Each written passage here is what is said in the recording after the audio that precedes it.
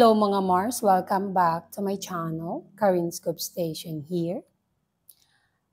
Malungkot po ngayon ang siguro showbiz na din kasi sikat na rin naman ito.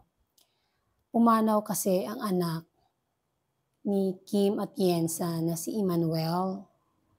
Ngayong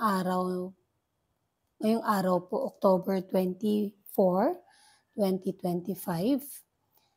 Nagulat talaga ako dahil pinapanood ko ito sa TikTok dahil tawang-tawa ako sa kanya pag nagtatagalog siya. Hindi kasi siya gaano marunong magtagalog pero trying siyang mag-practice. Gustong-gusto niya talaga matutong magtagalog kaya nakakapanood ako iilan sa mga videos niya. At sa katunayan nga, 3 days ago ay meron pa siyang latest upload sa TikTok. Kaya talaga naman nagulat talaga ang lahat.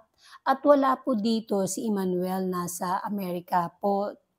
And then she's 19 years old lang. Grabe, diba? Kaya sa account ni Kuya Kim, yun nga, ang nag-post kasi nito ang kanyang asawa at tinag siya. At napaka-sudden news, no? Dahil kung titignan mo ang mga videos niya sa TikTok, napaka-happy niya. At sabi nga na, yan po, tapos sabi din sa mga comment, siya ay may mental issue. Napakahirap pag may ganyang sitwasyon, mga depression, anxiety. Ay, grabe. Grabe talaga ang pangyayari. May she rest in peace. Napakabata.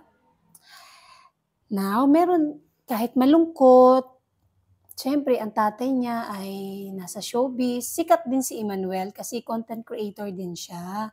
Kaya marami talaga ang nakakakilala sa kanya at marami talaga ang nagtaka kung bakit, ano nangyari, napakabata ganyan. Talaga ang life. And then, after the sad news, may magandang news naman po sa showbiz. Dahil si Lobby Po ay ibinahagi niya ang video na karga-karga niya ang kanyang baby habang sinasayaw ito. Sabi nga niya sa caption, "The moment I met you, instinct took over. Welcome to the world, my love."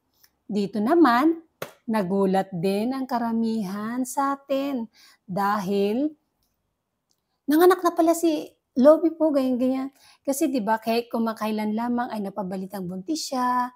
'Di ba hindi naman siya masyadong nag-share sa kanyang pregnancy journey. Basta binalita na lang na buntis na, lumaki na yung tiyan niya. Hindi niya masyadong pinaalam.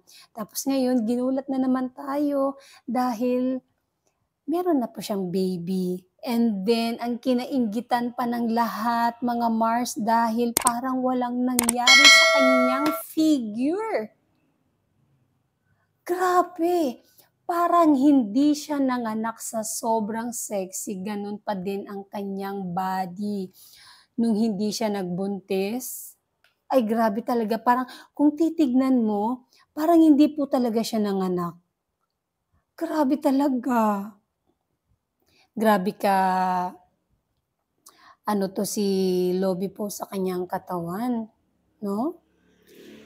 Congratulations, Lobby Po! And that's it, mga Mars. Thank you for watching this video. Please like, comment, share, and subscribe for more scoops. Bye!